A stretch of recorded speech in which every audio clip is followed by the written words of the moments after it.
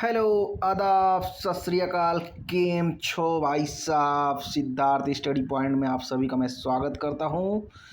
जैसा कि मैं एसएससी जेई के प्रीवियस ईयर क्वेश्चन को स्टार्ट किया हूँ। कल मैंने पहला लेक्चर डन कर दिया है जो कि ब्रेक का था, और आज मैं डिस्कस करने वाला हूँ स्टोन के बारे में। तो स्टोन के जितने भी क्वेश्चन आए हुए हैं 2004 से लेकर 2024 तक को सिंगल वीडियो में कवर करने वाला हूँ। पूरे ऑल द ओवर जितने भी पूछे गए हैं सब एसएससी जेई के क्वेश्चन होंगे। तो आइए वीडियो को स्टार्ट करते हैं। जैसे पहले क्वेश्चन की बात करता हूँ तो पहला क्वेश्चन पूछा गया है, an explosive which content 65% saltpetre, 20% sulphur and 15% charcoal. तो अगर इस तरह के मिक्सचर हैं तो इसको मैं क्या बोलता हूँ? तो इसको ब्लास्टिंग पाउडर बोलता हूँ। ठीक है। एक और इसी तरह क्वेश्चन पूछा गया है, out of the following which may be term as unstratified rock. Unstratified rock किसको बोलते हैं? मार्बल को बोलते हैं। ठीक है। मार्बल जो होता है मेटामॉर्फिज्म से बनता है। आगे चल के बात करेंगे इसके बारे में क्या होता है। नेक्स्ट क्वेश्चन पूछा गया, chemically marble is known as. जो केमिकली मार्बल है, तो मैं अभी जब मैं बोला हूँ यहाँ पर कि मार्बल जो है मेटामॉर्फिक है, वो बात सही है, लेकिन यहाँ पर केमिकली आ गया तो इसका आंसर हो जाएगा कैलकेरियस रॉक। ठीक है। अगला क्वेश्चन है, plaster of Paris is obtained by calcinating. जो प्लास्टर ऑफ पेरिस है किससे ऑब्टेंड किया जाता है? तो ये जिप्सम से किया जाता है। जो प्लास्टर ऑफ पेरिस होता है CaSO4 हाफ H2O। अगर इसको मैं 100 केल्विन पे 273 केल्विन पे गर्म करता हूँ या 100 डिग्री सेल्सियस पे, तो जिप्सम मेरे को प्राप्त होता है। जो जिप्सम का फार्मूला होता है CaSO4 2H2O। ठीक है। इस क्वेश्चन को बार बार पूछा गया है, ध्यान रखेंगे आप लोग। अगला क्वेश्चन है, stone is rejected if absorb water more than. मतलब किसी भी बिल्डिंग में मैं स्टोन का यूज़ करने जा रहा हूँ तो कब मैं उसको रिजेक्ट कर दूंगा? जब वाटर एब्जॉर्प्शन कितने परसेंट हो जाता है। जो एक्सेप्टेबल लिमिट होता है वो 5% होता है, लेकिन यही जो रिजेक्शन की बात करता है तो 10% होता है। और इसी तरह टिम्बर में पूछे कितना वाटर एब्जॉर्प्शन होना चाहिए वेल कंडीशन के लिए, तो 10 से 12% होना चाहिए। अभी हम फिलहाल स्टोन की बात कर रहे हैं तो यहाँ पर बात करते हैं जो एब्जॉर्प्शन वाटर होता है वो 10% से ज़्यादा होगा तो मैं उसको रिजेक्टेड कर दूंगा, और जो एक्सेप्टेबल लिमिट होता है वो 5% होता है। ठीक है।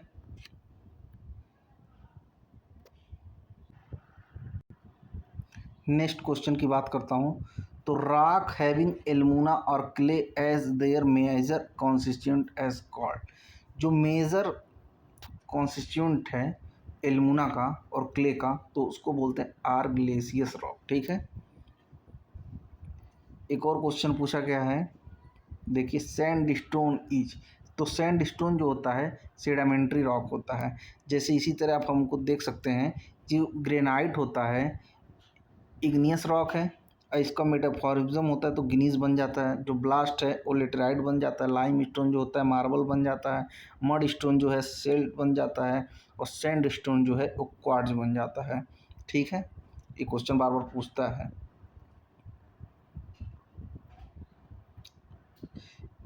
अगला क्वेश्चन है, crushing strength of a good building stone should be more than.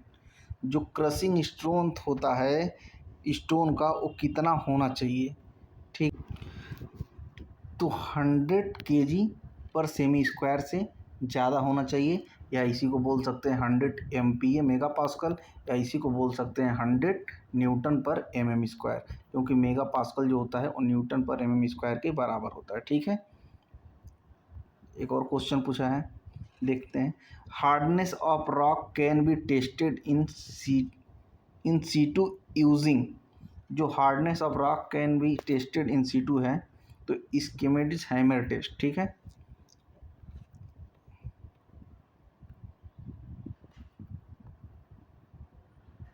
देखिए अभी क्वेश्चन आगे भी पूछा था, फिर यहाँ पे आ गया, crushing strength of a good building stone कितना होना चाहिए? तो 100 MPa या न्यूटन पर mm स्क्वायर या 1000 केजी पर सेमी स्क्वायर। ठीक है।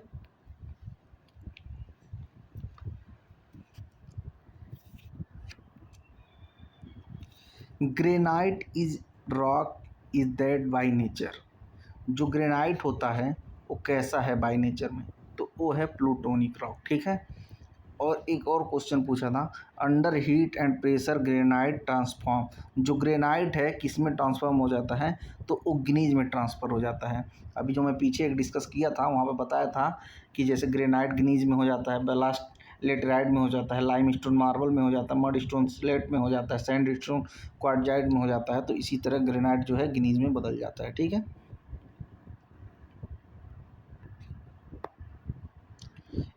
क्वेश्चन पूछा गया है, the process of providing smooth face and regular facing is known as.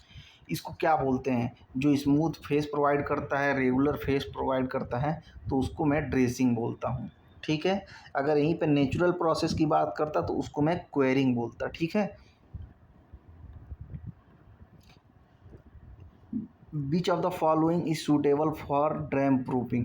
Dam proofing के लिए कौन सा स्टोन जो है सूटेबल है, तो स्लेट है। स्लेट में क्या होता है, जो वाटर एब्जॉर्प्शन होता है लेस देन 1% होता है। ठीक है। तो जितना ज़्यादा वाटर एब्जॉर्प्शन कैपेसिटी कम होगा उतना ही ज़्यादा हमारे लिए डैम प्रूफिंग में अच्छा होगा। ठीक है। एक और क्वेश्चन है, the sub classification of sedimentary rock. सब क्लासिफिकेशन ऑफ सेडिमेंट्री रॉक कौन कौन सा है, मैकेनिकल होता है, केमिकल होता है और ऑर्गेनिक होता है। ये क्या होता है, सब क्लासिफिकेशन होता है। ठीक है।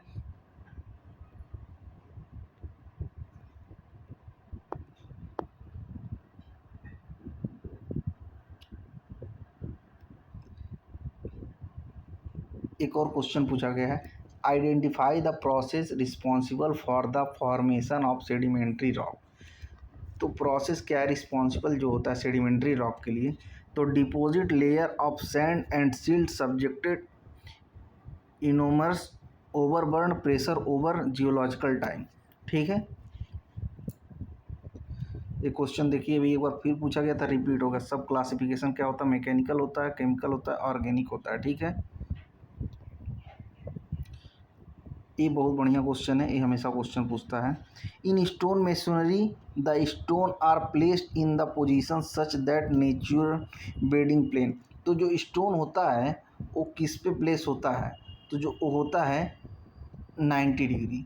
90 डिग्री को मैं नॉर्मल भी बोल सकता हूँ, राइट एंगल भी बोल सकता हूँ, परपेंडिकुलर भी बोल सकता हूँ, और यहाँ पर 90 लिख के भी आ सकता है। तो इस तरह के 4 तरह के क्वेश्चन बनते हैं, जिसमें नॉर्मल भी लिख देगा आपके लिए,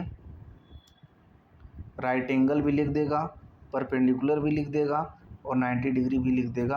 अगर स्टोन के केस में रहेगा तो नेचुरल जो बेडिंग प्लेन होता है वो 90 डिग्री ही होता है। ठीक है। एक और क्वेश्चन देखिए पूछा गया है, slate and marble stone belong to. जो स्लेट और मार्बल होता है वो किस स्टोन से बिलोंग करता है, तो जैसे कि हम मार्बल देखेंगे तुरंत हमको समझ में आ जाएगा कि ये मेटामॉर्फिक रॉक है। ठीक है ना।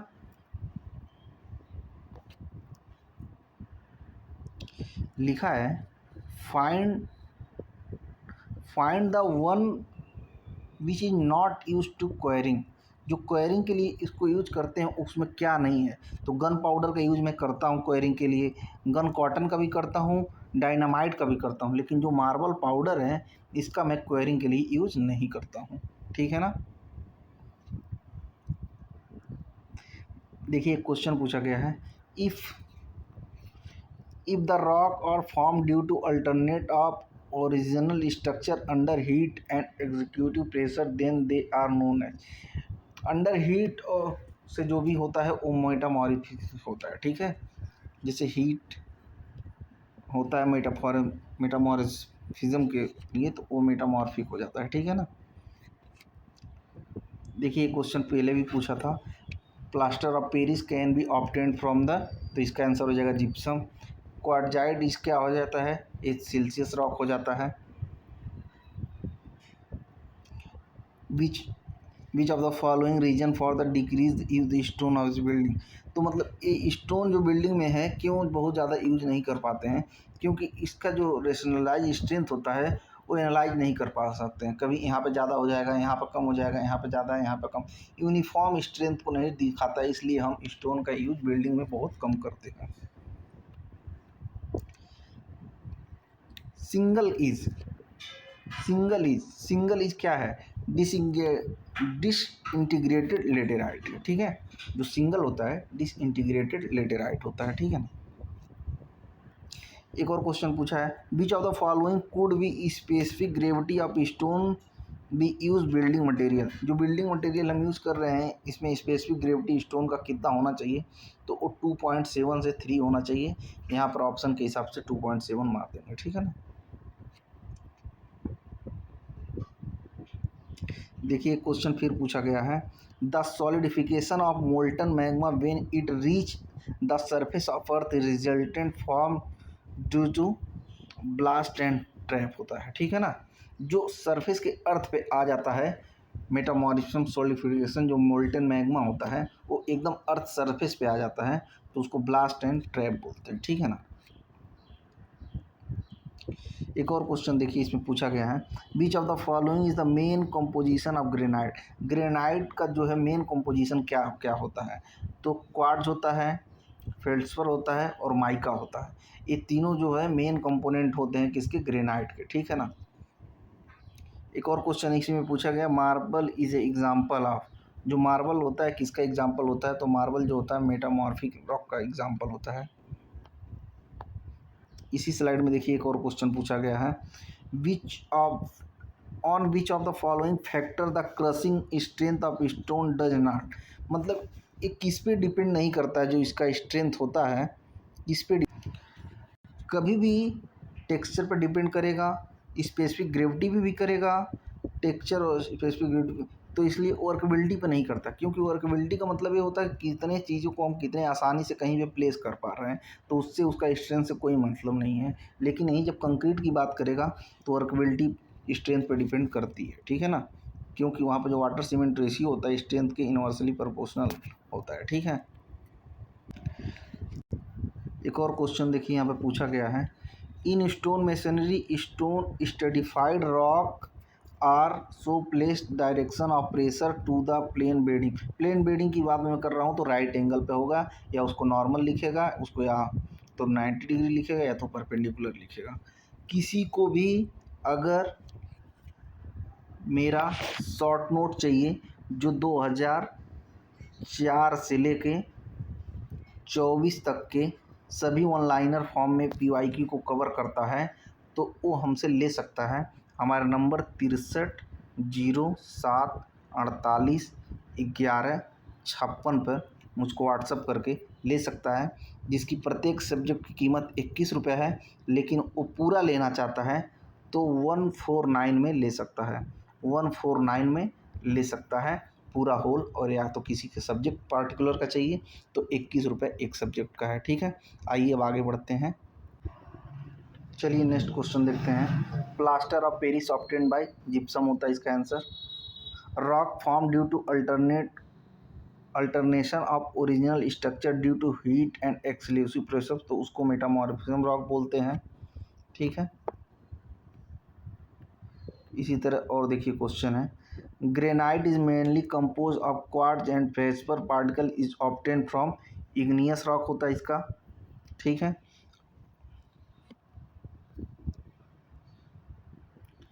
एक और क्वेश्चन देखिए इसमें पूछा गया है, which of the following represent the crushing of the good quality stone that are use in construction of building. तो ये कितना होता है? जो गुड क्वालिटी का स्ट्रेंथ होता है क्रशिंग, वो 100 से ज़्यादा ही होना चाहिए। 100 न्यूटन पर mm स्क्वायर या MPa होता है, या तो 1000 kg पर सेमी स्क्वायर हो जाएगा, ठीक है।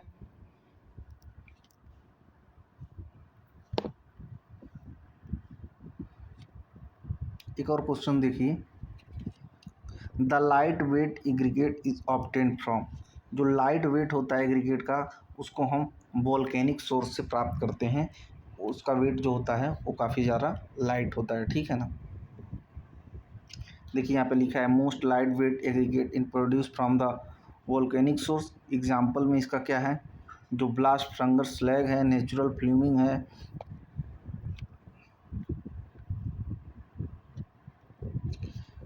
देखिए ने दूसरा क्वेश्चन पूछा गया है, the process of producing natural stone. तो नेचुरल स्टोन जो हम प्राप्त करने के लिए उसको करते हैं तो उसको मैं क्वेरिंग बोलता हूँ। ठीक है, किसी भी जगह से मुझे नेचुरली उसको क्या करता है, क्वेरिंग पर करके लाना पड़ता है।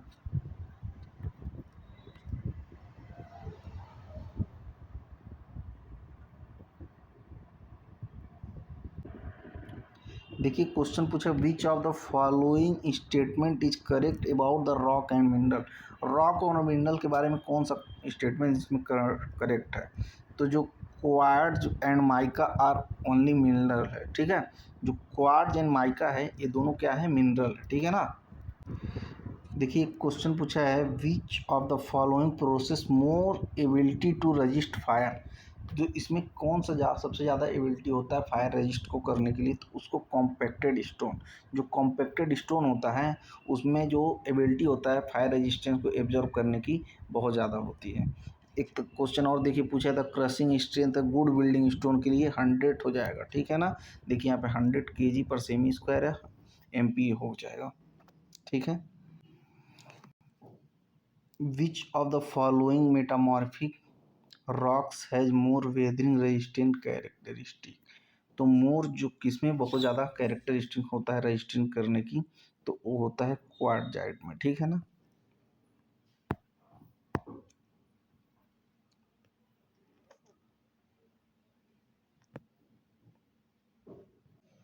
What is the Mohs hardness number for टैपेज।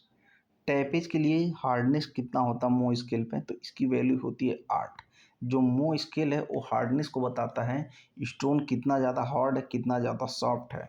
ठीक है, उसको हम नाइफ के द्वारा चेक करते हैं चाकू से कि कितना इस पर हम स्क्रैच कर सकते हैं कि नहीं कर सकते हैं। तो टैप्स की वैल्यू जो होती है मो स्केल पे वो 8 होती है। ठीक है, एक और क्वेश्चन देखिए इसमें पूछा गया, विच of the following is the chemical classification of rock. जो केमिकल क्लासिफिकेशन ऑफ रॉक है वो सिलिशियस रॉक है। ठीक है, और यहाँ पर देखिए क्वेश्चन है, which of the following is the example of sedimentary rock. Sedimentary rock का जो एग्जांपल है वो सैंडस्टोन है।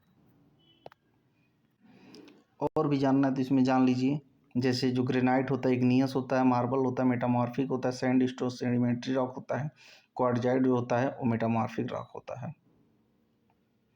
एक और क्वेश्चन देखिए इसमें पूछा है, the rock of the process crystalline and compact grain is called. इसको बोलते हैं अनस्ट्रेटिफाइड रॉक। ठीक है ना।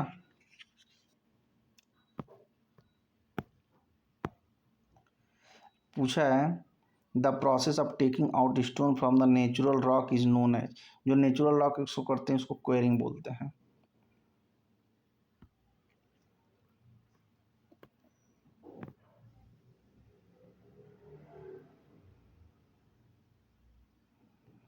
एक और क्वेश्चन है, which of the following rock is an igneous rock. तो इग्नियस रॉक क्या होता है, एरियोलाइट होता है।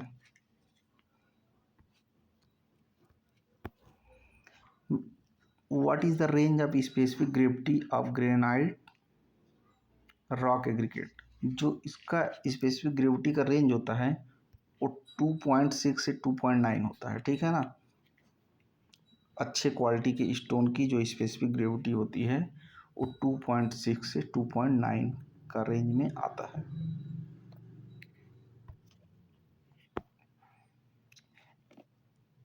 इसमें देखिए पूछा है, what must be height of a cylindrical sample for split tensile strength stone of the diameter is इतना।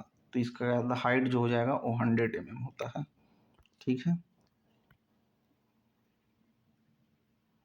इसमें देखिए क्वेश्चन पूछा, the amount of calcium carbonate in the lime stone.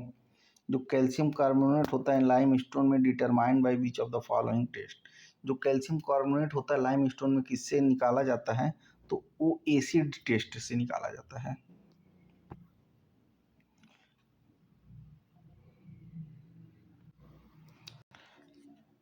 एक और क्वेश्चन देखिए इसमें पूछा, lime stone is the type of, इसे होता है सेडिमेंट्री रॉक। ठीक है ना।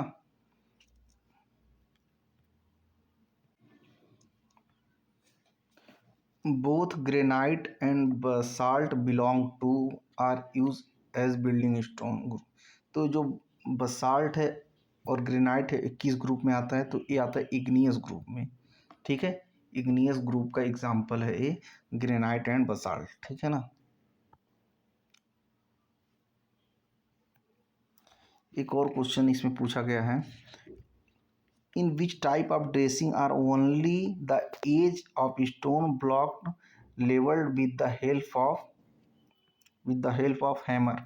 तो इसको पिच ड्रेसिंग बोलते हैं। जो लेवल करता है उसको पिच में बोलता हूँ। Levelled with the help of pitch dressing होता है। ठीक है ना। देखिए एक और क्वेश्चन पूछा है, in Indian stone with the specific gravity less than are consider unsuitable for the building. तो अगर जैसे भी ए 2.8 से कम होगा उसको हम कंसिडरेबल नहीं करेंगे बिल्डिंग के लिए। ठीक है ना।